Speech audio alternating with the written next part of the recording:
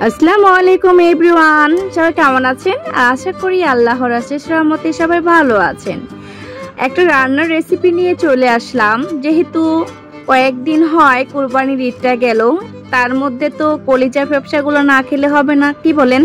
কারণ আমার মনে হয় কলিজা ফ্যাপসা এগুলো হচ্ছে তাজা তাজা খেলে অনেক ভালো হয়, বাট এতটাই চাপ গিয়েছে খেতে পারিনি। এই যে দেখেন, এটা বলেন তো কি? এটা হচ্ছে তিল্লি, যেটা আমার আম্মা অনেক পছন্দ করেন, তাই আমার জন্য আলাদা করে তিল্লিটা আমি রান্না করে দিচ্ছি।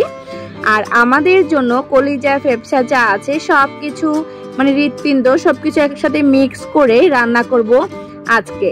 এই যে আমার কিন্তু মশলা সব কষানো হয়ে গিয়েছে।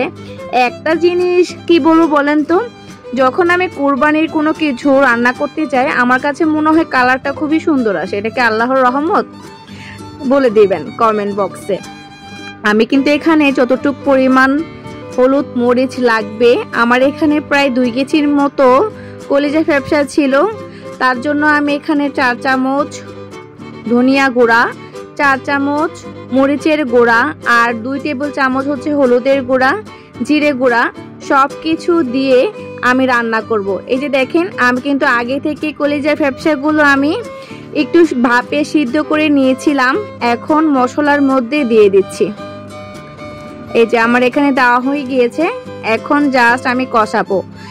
এটা রান্না করতে বেশি সময় লাগবে না, যেহেতু আমি কলিজা ফ্যাপসাগুলো আগে থেকে সিদ্ধ করে নিয়েছি, প্রায় 60% মতো সিদ্ধ করে নিয়েছি।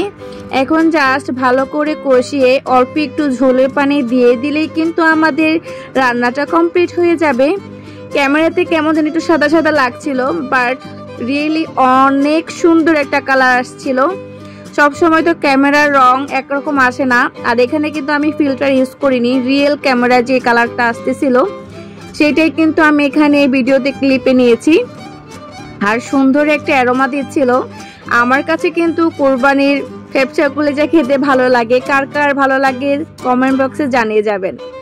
আর এই যে দেখেন, আমার কিন্তু মোটামুটি ভাবে কষানো হচ্ছে। এই যে দেখেন, হালকা হালকা করে তেল বের হচ্ছে।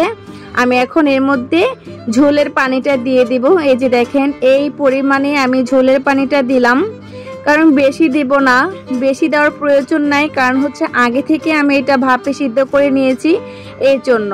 এখন জাস্ট হওয়ার পালা। এই যে দেখেন, বল করতে শুরু করেছে।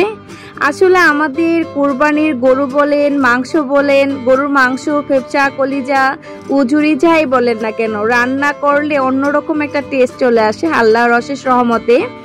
আর আমি এখন রান্নার শেষ পর্যায়ে গরম মশলা প্লাস জিরে একসাথে মিক্স করে রেখেছিলাম, ব্লেন্ডার করে দিয়ে দিচ্ছি।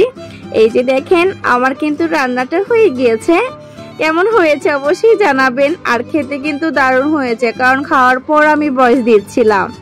আশা করি আজকের ব্লগটা আপনাদের কাছে ভালো লেগেছে। ভালো লাগলে অবশ্যই লাইক কমেন্ট শেয়ার করে যাবেন।